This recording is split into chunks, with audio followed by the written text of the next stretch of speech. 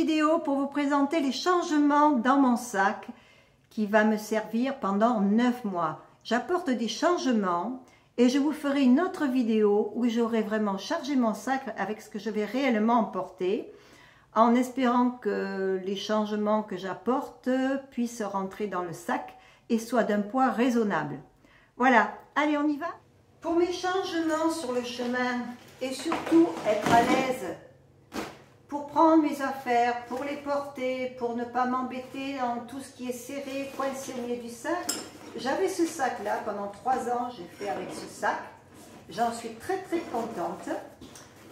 Voilà, mais le problème, c'est qu'on charge par-dessus, là, ici, ou par en bas, mais au milieu, eh ben, il faut vider si on a mis quelque chose au milieu dont on a besoin. Je me suis dit, je vais le changer. Sauf que, avec la fermeture éclair, il était très cher. Le vendeur, il m'a dit, mais pourquoi vous ne prenez pas celui qui est en dessous de ce... Et oui, sur le rayon, il y avait celui que je vous ai montré, plus celui-là. Celui-là, il a 5... Alors, c'est un Ariel 55, toujours un Osprey. Ariel 55, le Aura, c'est celui que j'avais, on m'a souvent demandé lequel j'avais, c'était Aura AG50, je le garde, hein, il peut me servir encore. Donc cette année, je vais partir avec celui-ci. Je l'ai essayé chez moi, chargé avec 12 kg, je l'ai gardé plus de 2 heures sur mon dos, dans la maison, je suis allée dans le jardin, tout ça, et franchement, je m'y sens bien. Alors, il s'ouvre dessous, il s'ouvre, il est fermé, il s'ouvre, ah, si je ne le fais pas là où il faut, je ne le connais pas encore, il faut que je l'apprivoise. Il s'ouvre dessus, il s'ouvre dessous, et il s'ouvre là. Regardez, c'est pas beau ça? J'ai accès à tout. Voilà, donc ça sera bien plus pratique pour moi. Alors la différence, j'attrape mon petit papier et celui-ci, eh ben, il fait le sac Ariel 55, 2,3 kg. J'ai 200 g d'écart. Pour dormir, j'avais ce sac de couchage qui descend à 0 degré. Il pèse 853 grammes, je l'ai pesé exactement. Et sachant que je pars 9 mois, 9 mois pour faire le tour de France, que l'on va partir fin avril, début mai, donc on va passer les Saints de Glace en remontant vers le nord, qu'il risque de faire très froid, qu'on arrivera vers novembre, décembre dans les Pyrénées, et que l'on sera en tente. Eh bien, j'ai choisi un duvet, un sac de couchage qui descend à -10. C'est la marque 000. Vous pouvez voir, il y a quand même une petite différence. Il y en a un qui est plus gros une fois replié, l'autre plus long. J'ai pas tout à fait 100 g d'écart au niveau de poids. Celui-ci, il pèse effectivement 93 g de plus que celui-là. Bon, mais me voilà avec le duvet déplié. Regardez s'il est beau. Le turquoise est magnifique. Alors, c'est la marque 000. Je vais vous montrer un petit peu en détail pourquoi je l'ai pris. Ah, c'est pas dans le bon sens. Alors, je vais essayer de vous montrer. Alors, c'est pour une taille de 1m70, je crois. Enfin, 1m70. Moi, je mesure 1m60, donc maximum 1m70, mais j'y rentre largement. Je l'ai essayé. Enfin, je l'ai essayé. Je suis rentrée dedans, je suis sortie, j'ai testé un petit peu. Alors, qu'est-ce qu'il y a de plus? D'abord, au pied, il y a un rembourrage supplémentaire pour ne pas avoir froid au pied. Ensuite, la fermeture éclair pour ne pas laisser passer le froid ne va pas jusqu'en bas. Elle s'arrête ici. À l'intérieur, j'ai ça qui se met autour de la tête, autour du cou, pardon. J'ai ça qui peut serrer et j'ai ma tête dedans. La chaleur ne peut pas sortir et le froid ne peut pas rentrer.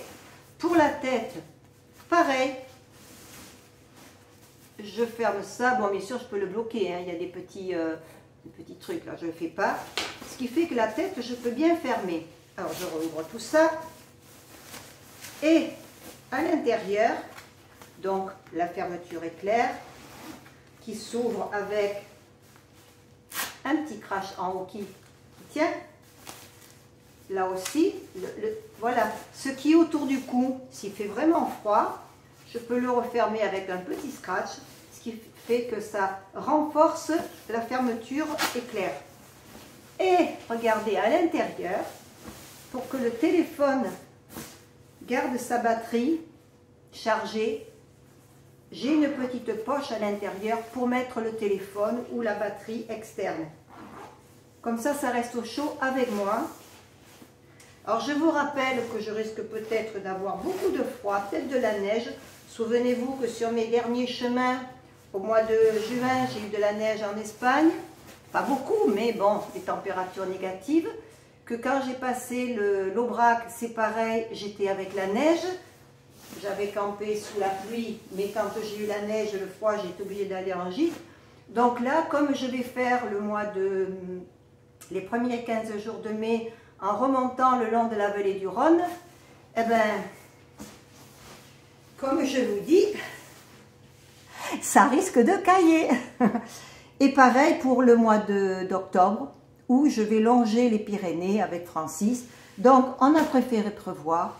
Je le garde pendant tout mon chemin, parce que s'il fait chaud, le matelas dessous, je dormirai dessus, ça sera moelleux.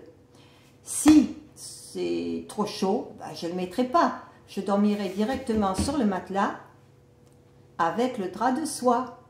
Parce que cette année, je m'emporte mon drap de soie. Je vais vous le montrer parce que je l'ai modifié. Il fait moitié poids que le sac synthétique. Le souci, pourquoi je ne le prenais pas alors que c'est léger, que c'est très agréable, c'est que cette forme sarcophage ne me convenait pas. Non, ça ne me convenait pas. Donc, j'avais des morceaux, j'ai fait de la peinture sur soie et il me restait des bouts de tissu en soie.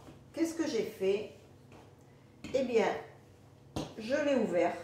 En plus, il n'ouvrait pas assez, donc pour se faufiler dedans, ce n'était pas pratique.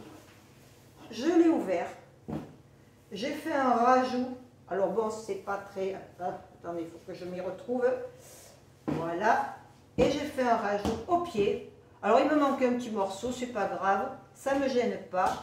En fait, j'ai rajouté ça. Ça. Cette grande bande de tissu sur le côté. Ce qui fait que maintenant, il est large. Ce n'est plus un sarcophage. Il était cousu beaucoup plus haut. Je l'ai cousu moins haut. Ce qui fait que je peux m'enfiler dedans très facilement. Pourquoi ces petites bandes? N'est-ce pas? Pourquoi ces petites bandes? Eh bien, lorsque j'ai fait mon essai de tente sur terrasse, que je vous ai montré lors d'une des dernières vidéos, avant que je parte à Saint-Barth, c'est-à-dire que je me suis transformée en MacGyver, où je mets mon bâton pour vous montrer comment faire tenir la tente Décathlon en autoportante, j'ai dormi dans le sac. Sauf que je n'avais pas mis ces bandes. Et de nuit, avec la tempête qui est venue me trouver, lorsque je suis sortie pour mettre la toile dessus, vu que je me mouillais, la toile de tente, hein, je parle de la tente quand j'étais dehors, et que j'ai voulu re-rentrer là-dedans, je ne savais plus où était le dessus, le dessous, le côté, j'arrivais pas à y rentrer dedans. Donc, pour la tête, je me suis fait un petit liséré. Et là où je sais que je dois enfiler les jambes, c'est cette bande-là que j'ai rajoutée. C'est de la soie aussi, c'est très léger. J'ai récupéré ça sur une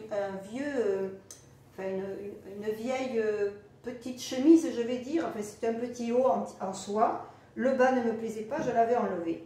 Ah oui, et puis le petit sac qu'il y avait, forcément, comme j'ai rajouté un petit peu, pour ne pas m'embêter à le plier, je l'ai rallongé un peu, j'ai rajouté ça.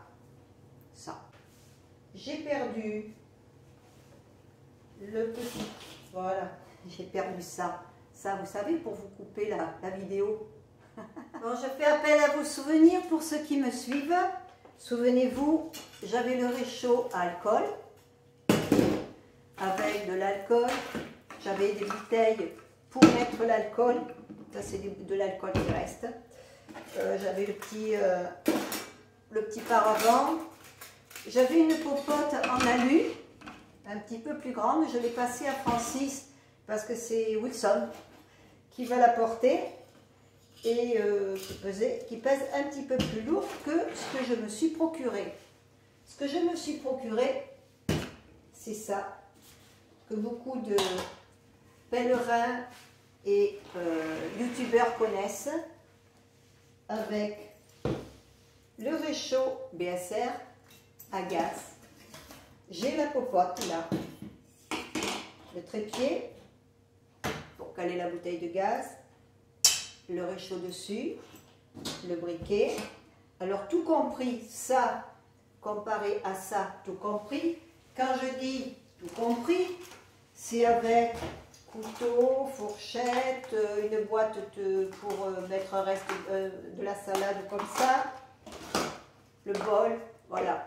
Tout ça, avec l'équivalent que j'avais l'an dernier, je gagne un peu plus d'1 kilo. Je passe à la suite. Toujours les changements dans mon sac. Pour les dents, je n'avais pas de tube de dentifrice. J'avais du dentifrice en poudre. Qui dit en poudre, dit ça s'envole s'il y a du vent, ça se mouille si je suis sous la pluie, et ça se renverse dans le sac si la boîte en plastique se casse. Donc je me suis dit 9 mois, on va changer. J'ai encore une petite boîte, mais cette fois-ci, ce dentifrice, il est solide. Je l'ai essayé, il va très très bien. Et il n'y a aucun risque, au moins, même si la boîte casse, que j'en ai partout dans le sac. Voilà, petit changement pour du confort. Remplacement, mais ça, je n'aurais pas voulu. Vous vous souvenez que j'avais cette banane devant moi, que j'accrochais à la courroie qui passait devant. Une sacoche qui était très bien parce que j'avais plusieurs poches où je mettais tout ce qui était anti-moustique, souvenez-vous, les huiles essentielles, les cheap sheets, tout ça, bon, les lunettes, la perche à selfie, le téléphone, une batterie, enfin tout ce qu'il me fallait à portée de main sans avoir à poser mon sac à chaque fois. J'ai voulu me racheter une autre, eh bien ils ne la font plus. Le problème, c'est que quand on a des choses qui sont bien, parfois on ne les retrouve plus. J'ai réussi à trouver quelque chose qui y ressemble. Le problème, c'est qu'elle est plus grande. Bon, il faudra que je l'essaie, sinon je reprendrai la vieille. Et je l'ai serrée. Bon, elle a quand même une poche avec 2 autres petites poches. Elle a une grande poche. Alors là, tout ce qui est fragile pourra y rentrer. Bon, ce qu'il y a de bien, c'est qu'apparemment, de chaque côté, il y a une sangle qui me permettra, si vraiment elle n'est pas pleine, parce que je ne pense pas la remplir, de resserrer et d'avoir un petit peu moins d'espace et donc moins de place. C'est que là aussi, j'ai ça. Donc, je vais pouvoir mettre ça. Et ça ne me tirera pas sur le dos, parce que ça fait mal quand on est un peu chargé avec le sac, plus tiré sur le dos et le ventre devant. Là, au moins, ça rééquilibre un peu le poids du sac devant. Enfin, du moins pour moi, c'est ce que je ressens.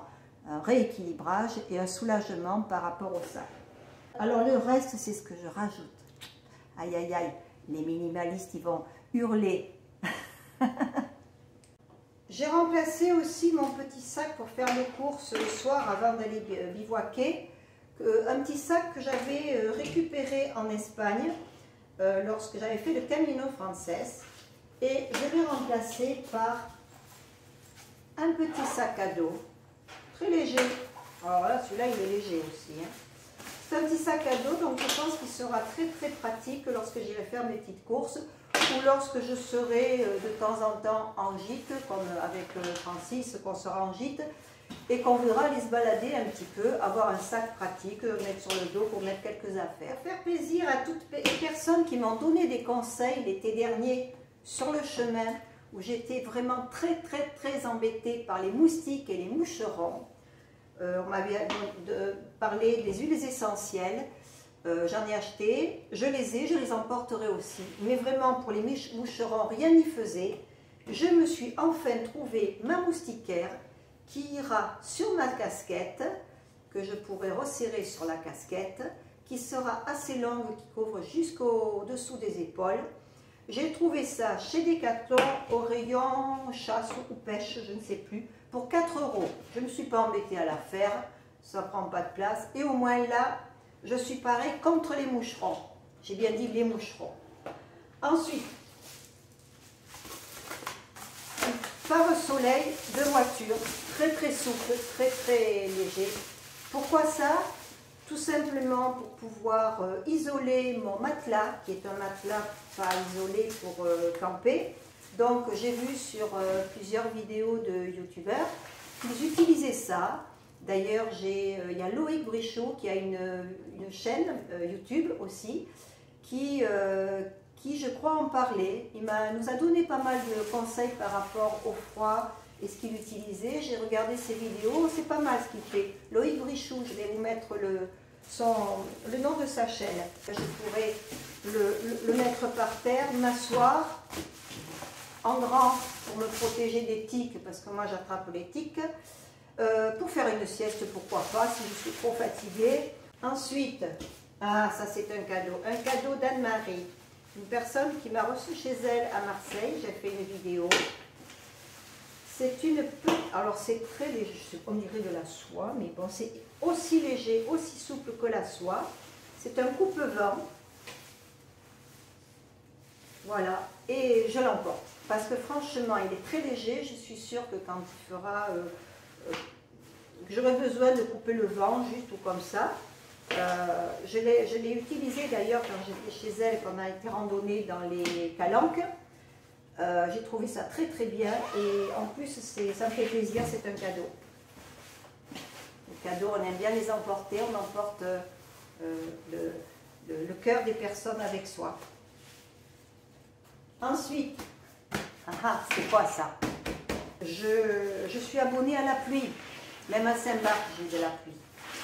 C'est une veste de pluie. Alors j'ai regardé plein de sites, plein de vidéos, plein de marques, mais je ne pouvais pas quand même y mettre trop cher, parce que j'ai fait mon sac de couchage m'a coûté assez cher, donc le reste il fallait pas. Oh, mais qu'est-ce que j'ai fait là? Je l'ai coincé. Voilà, je ne tirais pas dans le bon sens. Veste de pluie que j'ai testée, j'ai fait une petite vidéo lors de ma préparation. J'ai une petite vidéo, si vous revenez un petit peu en arrière sur ma chaîne. Donc ça, je l'emporte. Je l'emporte parce que j'en ai marre de me tremper, d'arriver mouillée sur les bivouacs. Donc le poncho n'étant pas suffisant, je veux rester au sec. Ensuite, des choses que je n'avais pas, je ne sais pas si je m'en servirai. J'ai des sacs de rangement, c'est léger. Ceux-là, ils sont étanches. Donc, je pense les prendre. Ça va me permettre peut-être de mieux ranger mes affaires dans le sac. Je verrai, suivant comment je rangerai mes affaires. Vous saurez ça à la prochaine vidéo. Alors ça, cadeau de Francis pour le chemin. C'est quoi?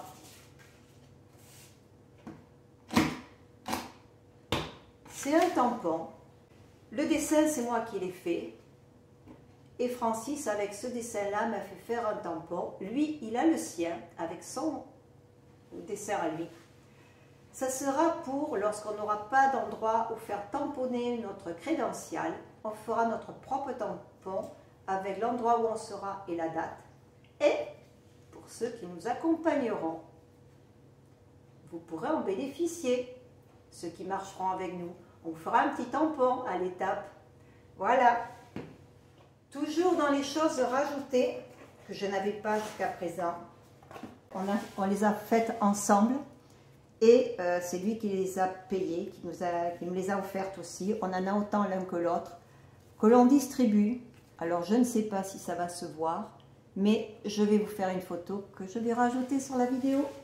Donc ça sera emporté.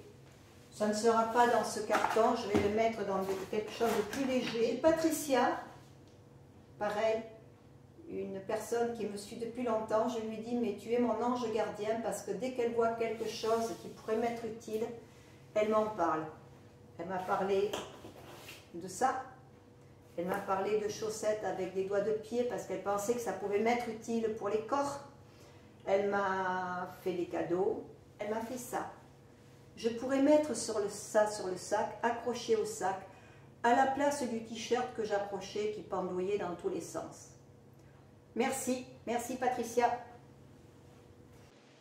La petite peluche qui a un t-shirt bleu comme Francis et moi, le petit papillon brodé par Véronique, une amie avec qui je vais marcher de temps en temps pour me préparer. Voilà, tout ça, c'est ce que je rajoute. Peut-être pas les sacs, mais en principe ça. J'espère que ça rentrera dans le sac et que ça ne me rajoutera pas trop de poids. Voilà, j'ai fait le tour des affaires qui ont changé, qui vont changer dans mon sac à dos. Le sac à dos aussi est changé. J'espère maintenant, je vais faire des tests, voir ce qui rentre, ce qui ne rentre pas, ce qui est trop lourd, ce dont je peux me passer. Ça va être difficile. Mais voilà, je vais faire tout ça, je vais m'en occuper et vous faire une prochaine vidéo avec vraiment le sac finalisé, c'est-à-dire avec ce que j'emporterai réellement et avec son poids. Je ne suis pas minimaliste, vous me connaissez, vous le savez, je porte un poids assez lourd, mais vous avez pu voir que j'ai pu marcher 3 mois et demi avec mon sac qui était quand même assez lourd.